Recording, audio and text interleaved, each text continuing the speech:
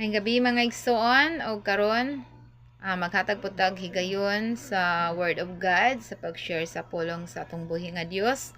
Ug dili lang magsige tag trabaho kun dili mag-share po ta para pod ngadto sa uban nagingon sa Ginoo nga preach the gospel. So i-share nato mga igsoon.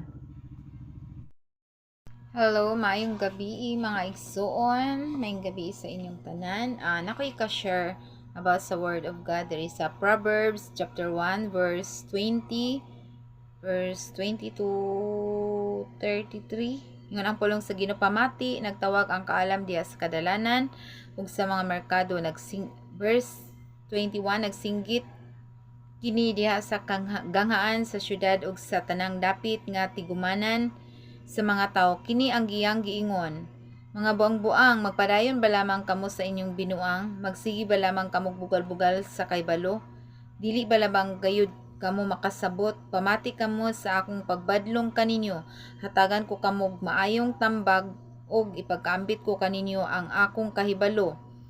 Verse 24, nagsigi akong tawag og dapit kaninyo apan dili kamo mamati ug wala lamang ako ninyo tagda.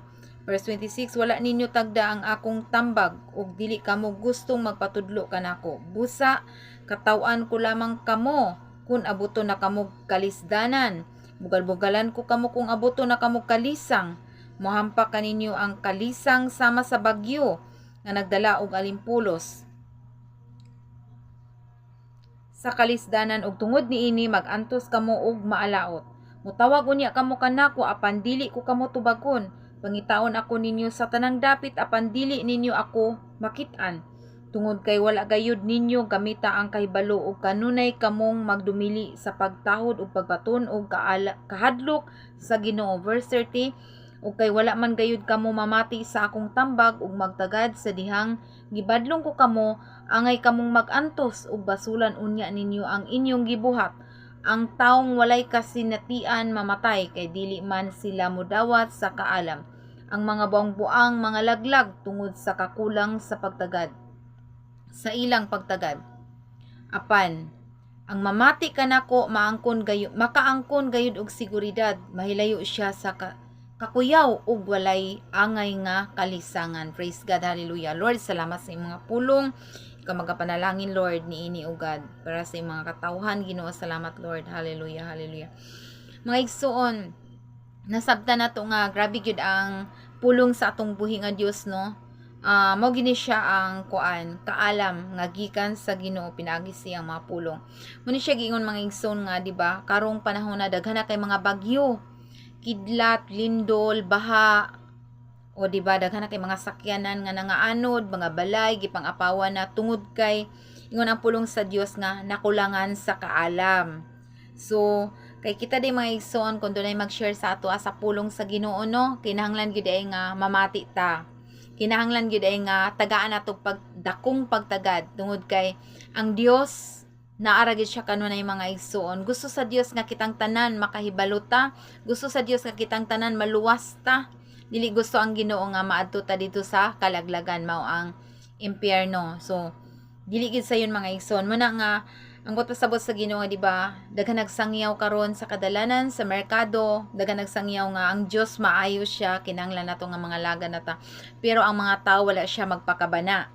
Tungod sa garbo, pag ang garbo nagay mo patigbabaw sa tao, luoy jud kaayo mga igsoon. Muna nga kailangan kay kitang tanan gitagaan matag freedom sa Ginoo, no, para unsaon nato asa man atong pilion, sa wala or sa tuo. Sa wala diha sa kamatuoran, diha sa Dios, diri sa tuo ang sa kamatuoran, diri sa wala ang diri ang kuan sa kalaglagan mga igsoon, kumbaga langit ug impyerno. Sa asa man itong pilion, syempre ato kita sa langit, no, kay kung sa impyerno puta padulong na kuan ba init pa pug kaayo. So ang gusto sa Dios nga naapata diri sa kalibutan nga magbuhatag maayo, alagaran nato ang Ginoo tungod kay ang Dios sa ginaghatag sa atong kinabuhi, siya ang naghatag sa tanan natong gikinahanglan sa matag adlaw, siya ang naghatag sa atwa sa gininhawa, di ba?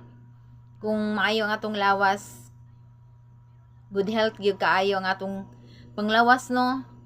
Salamat sa Ginoo, grasya gyud kina, pero dili maayo atong lawas ato ta sa ospital, ang hangin dito mga igsoon ano siya kang naibayad. So blessed kay ta kung gitagaan ta sa Ginoo maayong panlawas. So sa atong himuon nga gitagaan mo ta sa Ginoo maayong panlawas, ato siyang daygon, alagaran nato siya sa tanang higayon.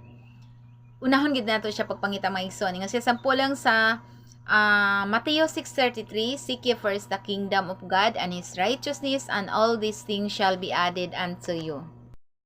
Tapos diba ingon ang Ginoo nga mabot ang kalisdanan, mabot ang kalisang sa atong mga kinabuhi, no? Ngun ang Ginoo kung aboton kamo kalisang, kalisdanan, bugal-bugalan ko kamo kung aboton na kamo mga kalisang. So, kung mahampak kaninyo ang kalisang sama sa bagyo nga magdala og alimpulos, kalisdanan tungod nini magantos ug makalaot. Mutawag unya kamo kanako apan dili ko kamo tubagon, pangitan ako ninyo apan dili ko ninyo ako makitaan tungod kay wala man gayud kamo manyo gamita ang kay balo nga kanunay kamong magdumili sa pagtawod ug pagbaton og kahadlok sa Ginoo. So, di ba mga igsoon, mo na akong giingon nga tong gahapon sa akong pag-share nga nganong mahadlok man ta kung dunay bagyo, dunay lindol, dunay baha, dunay mga problema, mga kalisdanan, ngano mahadlok man ta kung natay Ginoo sa atong kinabuhi, di ba? So dili ta angay mahadlok mga igsoon tungod kay ang Dios nga atong gialagaran buhi siya, no, gamhanan siya, ang tanan iyang mahimo. So ibig sabihin kung kita di ay wala ta diya sa tiilan sa Ginoo, wala nato siya gi-honor, wala nato siya gi-acknowledge sa atong kinabuhi as Lord and Savior, kuan gid ta mga igsoon, malisang mahadlok gid ta kung dunay mga katalagman nga maabot sa ato ang mga kinabuhi, katalagman nga maabot sa tibuok kalibutan. So malisang gyud mga igsoon, pero ang Dios kung naa sa atong kasing-kasing dili gid angay malisang mga igsoon kay iyang saad nga iyahang luwason. Ingon ang pulong sa Ginoo sa Psalms 91 verse 14, ang Dios nag-ingon, luwason ko kadtong nahigugma kanako og panalipdan ko kadtong miila sa akong ngalan, sa dihang sangpiton ako nila tubagon ko sila, maguban ako kanila sa dihang anaa sila sa kalisdanan. Verse 16, luwason ko sila og pasidunggan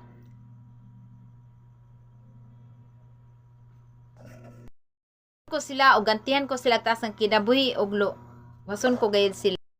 God, hallelujah. So inana ka maayo ang atong buhi nga Dios mga igsoon, dili lang gid ta nga magpakabuta bungol ta kung maski nakabalon ta nga maunay maayo, manay gusto ipahimo sa Ginoo sa atong mga kinabuhi. So ibaliwala ra nato tungod na sa ato ang garbo. So kung mudawat lang kita sa pulong sa Ginoo, kaniman mao man ni ang word of God, mo ni siya ang naghatag og kinabuhi nato, naghatag og kaalam kay balo, tanan na adiri tanan ang atong kinabuhi, ang atong kaugmaon, nakasalalay na siya diri sa pulong sa Dios. So pag kita di ay kanang mo-obey ra gid ta diya sa pulong sa Dios, sa tanan yung mga sugo, no, ang Dios na aragid siya kanunay, no, siya ra gid maga-preserve sa atong mga kinabuhi, iya ra gid tang ampingan kanunay labi na sa tibuok natong mga loved ones, no, ang Ginoo siya gid magahatag og kaluwasan, siya ra gid maga-bless sa matag usa atong nagtuman gyud sa kabubuton sa atong buhi nga Dios. Kitang tanan naninguha man kita sa pagtuman sa kabubuton sa Dios, kay dili ba sayon ang pagsunod sa sugo sa atong buhi nga Dios, no, kay ngano daghang mga pagsulay, daghan mga problema, daghan mga testing sa atong kinabuhi para maduol ta diya sa atong buhi nga Dios. Kay ngano si Satanas nang kamot biapud siya nga dili ka mga laga diya sa atong buhi nga Dios, tungod kay gusto po ni Satanas nga iya putang madala dito sa impyerno. Pero masugot kita mga igsoon nga madala ta ni Satanas sa impyerno, syempre dili kita masugot. Ang gusto nato nga maadto gid ta, malangit gyud ta, mo na nga maningkamot ta mitras buhi pata karon gitagantag freedom sa Ginoo sa paghimo og maayo para ang tanan yang mga katawhan maadto uban kaniya dito sa gingharian sa Dios. Og lunlun bulawan ang ato ang higdaanan, tanan ang atong tumbanan, ang atong kwarto, tanan dito magdaig na lang ta diya sa atong buhi nga Dios, no. So happy kaayo siya kung naata sa kamot sa atong buhi nga Dios. Ito ang Dios sa tanang higayon. God bless you all. Thank you for watching, guys. Like and subscribe my YouTube channel and hit the notification bell for more updates. God bless you all.